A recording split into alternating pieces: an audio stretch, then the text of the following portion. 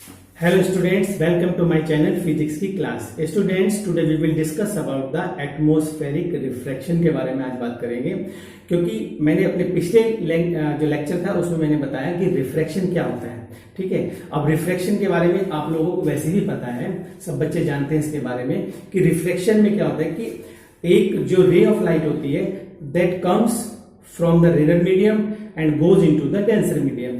तो जब कोई रे ऑफ लाइट जो है रेयर मीडियम से डेंसर मीडियम में आती है तो that ray bends towards the normal, तो नॉर्मल की तरफ झुक जाती है। तो डियर स्टूडेंट्स, एटमॉस्फेरिक रिफ्रैक्शन में भी क्या होता है कि हमारा पूरा का पूरा जो एटमॉस्फेयर है, कंप्लीट एटमॉस्फेयर है डियर स्टूडेंट्स, वो ग्राउंड से लेकर यानी कि अर्थ से लेकर स्काई तक, जहां से हम स्टार की जो लाइट आ रही है उस तक या सन की जो रेज आ रही है उससे लेकर ग्राउंड तक, ये सब डिफरेंट डेंसिटीज यहां पर एयर की रहती है। ठीक है, हम सबको ये भी पता है कि अर्थ के जो नजदीक है यानी कि near the surface of the ground, ठीक है, डेंसिटी ज्यादा होती है। As we go higher and higher, जैसे जैसे हम ऊपर जाते हैं तो डेंसिटी रिड्यूस होती चली जाती है, यानी कि नीचे से ऊपर जाने पर डेंसिटी डिक्रीज होगी और ऊपर से नीचे आने पर डेंसिटी इंक्रीज होगी। तो डियर स्टूडेंट्स, एटमॉस्फेरिक जो रिफ्रैक्शन है उस पर कुछ हमारे डिफरेंट फिनोमेना है, उन पे हम डिस्कस करते हैं। ठीक है, कुछ डिफरेंट एग्जाम्पल देकर बात करता हूं। तो पहले क्वेश्चन ये कि जो हमारा पूरा एटमॉस्फेयर है उस एटमॉस्फेयर में बहुत सारे डस्ट पार्टिकल्स रहते हैं। ठीक है, वो दिन में भी रहते हैं और रात में भी रहते हैं। ठीक है, अब आपको क्या समझना है कि ट्विंकलिंग ऑफ स्टार क्या है, क्योंकि हम अमूमन देखते हैं कि छत पे जाके या नीचे से कहीं भी खड़े होकर हम देख रहे हैं कि तारे झिलमिल करते हमें नजर आते हैं। तो अब ये तारे क्यों झिलमिल करते नजर आते हैं, what is the reason behind of this, so we will discuss on this topic. Okay, now I have drawn on the picture on the board. ठीक है, अब यहाँ पे आप एक कंडीशन देखिए कि मैंने एक यहाँ बनाया है एक्चुअल स्टार पोजिशन।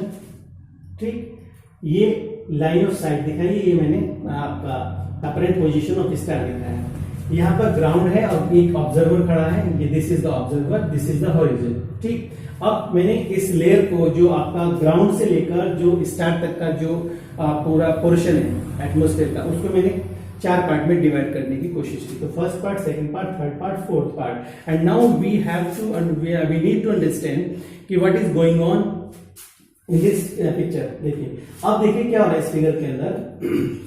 सिंपल सा आप देखिए कि when ray of light moves and strike at this layer, okay, जब इस पे टकराती है तो that will bends towards the normal, again it will strike here and bends towards the normal, again strike here and that moves towards the normal, again strike here and moves towards the normal, and here is the person, here is the man standing on the ground.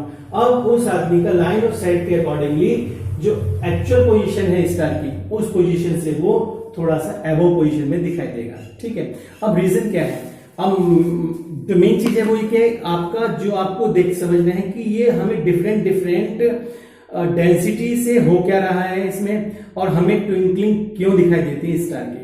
तो dear student, इसको सिर्फ इतना समझिए कि यदि आप अपने हाथ फिंगर्स को इस तरह से सामने रखें और बहुत तेजी से ऐसे मूव कराएं इनको, और आपके सामने कोई ऑब्जेक्ट है, तो वो ऑब्जेक्ट आपको कभी दिखाई देगा, कभी नहीं दिखाई देगा, कभी दिखाई देगा, कभी नहीं दिखाई। उसमें क्या होगा कि मान लीजिए ये पोर्शन जो है आपकी फिंगर्स के पोर्शन, जब उस ऑब्जेक्ट के सामने आ जाएंगे तो आपको नहीं दिखाई देगा, और जब ये बीच का जो विड्थ है, ये ओपन एरिया है, इससे जब इसमें जब वो ऑब्जेक्ट आएगा वो आपको दिखाई देगा। अब इस बात को आप ऐसे समझिए कि जो हमारा एटमॉस्फेयर है, तो द एटमॉस्फेयर कंसिस्ट डिफरेंट या फिर number of layers of air, number of layers, parallel layers of different density और डिफरेंट रिफ्रैक्टिव इंडेक्स उनका रहता है। ठीक है, तो यहां पर ज्यादा है, यहां पर कम, यहां पर ज्यादा, फिर ये कम, ये कम, ये कम, तो ग्रेजुअली डिक्रीजिंग हो रहा है।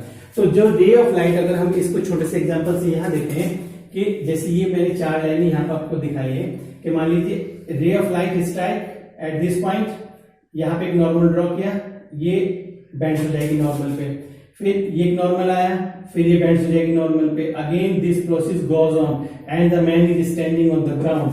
तो ग्राउंड पे जब आदमी खड़ा है तो उसको इसका जो पोजीशन, एक्चुअल पोजीशन जो है वो उसका लाइन ऑफ साइट के अकॉर्डिंग उसकी जो पोजीशन दिखाई देगी वो थोड़ा सा ऊपर दिखाई देगी। ठीक, अब हमें जो मेन चीज समझनी है वो चीज है कि ये जो डिफरेंट लेयर्स रहती हैं, जो विद डिफरेंट डेंसिटीज और डिफरेंट रिफ्लेक्टिव इंडिसेस जो होते हैं, ये आपस में इंटरमिक्सिंग होती चली जाती है। यानी कि ऐसा तो है नहीं कि ये पूरी पोजीशन कांस्टेंट रखी हो, कि ये बदलेगा नहीं, कुछ भी चेंज नहीं होगा। तो कभी स्पीड ज्यादा होती है हवा की, एयर की स्पीड ज्यादा, तो जहां स्पीड ज्यादा हो गई वहां एकदम से डेंसिटी बढ़ जाएगी।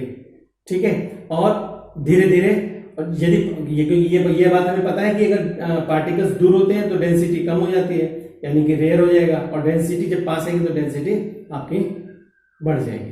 ठीक, तो अब आपको ये समझना है कि जब ये आपस में इंटरमिक्सिंग होती है तो this gives an impression to the observer कि स्टार इज ट्विंकलिंग, कि स्टार आपका ट्विंकल करता हुआ आपको नजर आएगा। तो जो मैंने बोला है वो सब अगर आप लिख लेंगे तो वो आपका नोट्स बन जाएगा और आप इसको आसानी से समझ जाएंगे। समझने के लिए सिर्फ इतना करना है कि फिगर इस तरह से बनानी है, these are the different layers of the air, high density, lower density, lower density, lower density. फिर ये लोअर है तो ये हायर है, ये लोअर है तो ये हायर है।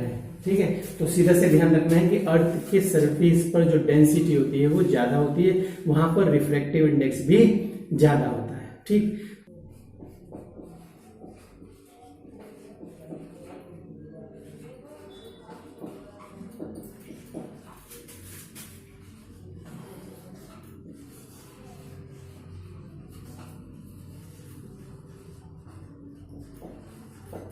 Okay students, now I am going to discuss about advanced sunrise and delayed sunset। देखिए बच्चों, इसमें क्या होता है, ये भी जो है एटमॉस्फेरिक रिफ्रैक्शन का ही एक फिनोमेना है। देखिए होता क्या है इसमें कि एक ये अर्थ है और यहां पर सन है, ठीक है, और ये हमारी होरिजन की पोजीशन है। ठीक, इसमें क्या होता है कि जब सन सुबह को निकलता है, when the sun rise, जब सन निकलता है तो सन निकलने से पहले हमें दिखाई दे जाता है। ठीक है, वो निकलता नहीं, तब तक वो राइज नहीं होता, होरिजन से ऊपर नहीं आता, लेकिन हमें वो दिखाई देता है और इसमें 2 मिनट का डिफरेंस रहता है, ये 2 मिनट पहले हमें दिखाई देता है। ठीक, इसी तरह इवनिंग में क्या होता है कि इवनिंग में जो सन है वो सेट हो जाता है, लेकिन जो छुप जाने के बाद भी हमें दिखाई देता है। तो ये फिनोमेना आपकी रिफ्रैक्शन, एटमॉस्फेरिक रिफ्रैक्शन पर बेस्ड है। इसको समझने के लिए सबसे पहले आप ये समझेंगे, तो इसका जो रीजन है 2-2 मिनट का, 2 मिनट छिपने के समय, 2 मिनट निकलने के समय, जो ये टोटल मिला के 4 मिनट का जो डिफरेंस होता है, इससे हमारा दिन लंबा हो जाता है। ठीक है, उसकी जो लेंथ है वो 4 मिनट बढ़ जाती है। ये होता किस तरह से, उसको समझने की कोशिश करते हैं। मैंने एक फिगर ड्रॉ किया बोर्ड पे, आप इसे देखेंगे।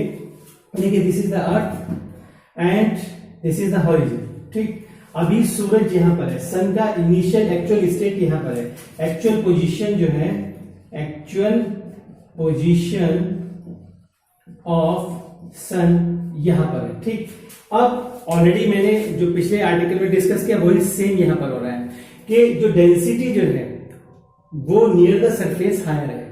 ठीक, अब क्या होगा कि जो the ray which is coming from the sun वो रेयर मीडियम से आ रही है and that is going and entering into the higher density medium, उसमें जा रही है, यानी कि डेंसर मीडियम में जा रही है। तो इसमें क्या होगा कि रे is coming and strike at this layer of air. ठीक है, अब यहां पर टकराने के बाद यहां पे जब नॉर्मल ड्रॉ करते हैं तो रे will bend towards the normal की तरफ आ जाएगी। अगेन इस वाले, पहले देखो, पहले सबसे पहले इस वाले लेयर पे टकराए, फिर आगे इस सेकंड वाले लेयर पे। ठीक, तो फर्स्ट लेयर पे जब टकराई तो ये पोजीशन है, आप यहां पे नोट कीजिए, ये पोजीशन है। ठीक, तो नॉर्मल से ये झुक गई इधर की तरफ, फिर इस वाले पॉइंट पर ये टकराई और उसके बाद झुक गई ये इधर। And here is the observer यहां पे खड़ा है, क्योंकि हम होरिजन पे नहीं आ सकते, होरिजन हमसे काफी दूर रहता है, तो हम ग्राउंड पे खड़े हैं।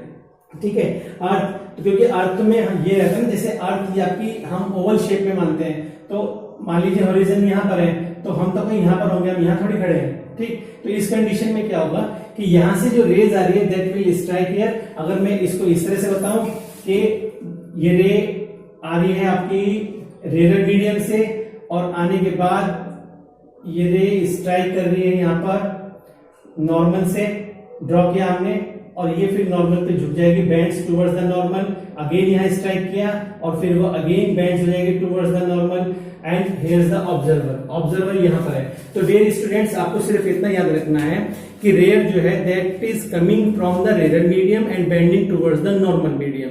तो जब रेयर से डेंसर में आती है तो that bends towards the normal की तरफ झुक जाती है। सिर्फ इतनी बातें आपको याद करनी है और आर्टिकल पूरा हो जाएगा, ठीक है। तो सन यहाँ पर है, रेयर से डेंसर में जा रहा है, रे बेंड हो गई टुवर्ड्स द नॉर्मल, ये मूव कर दिया, ये मूव कर दिया, ये मूव हो गई रे, और यहाँ पर ऑब्जर्वर इज स्टैंडिंग। तो अब अगर हम लाइन ऑफ साइट देखें इसका, तो ये जो सन है, यहाँ पे एस सन हमने लिया, यहाँ पे एस डैश, तो ये 2 minutes before we will be able to see, ठीक है। हम इसको यहाँ पे देख लेंगे। तो this is the apparent position of the sun, ये हमें 2 मिनट पहले दिखाई देता है, ठीक। अब निकला। अब ऐसे ही इस फिनोमेना को आप रिवर्स कर दीजिए कि शाम के समय क्या होगा, सन सेट हो चुका होगा, ठीक है, सेट हो चुका होगा, लेकिन उसके बावजूद भी हमें वो ऊपर दिखाई देता है, 2 मिनट पहले हमें दिखाई देता है। तो टोटल मिला के जो 4 मिनट का डिफरेंस है, वो डिफरेंस आपका आता है दिन में, दिन का जो लेंथ है वो बढ़ जाती है।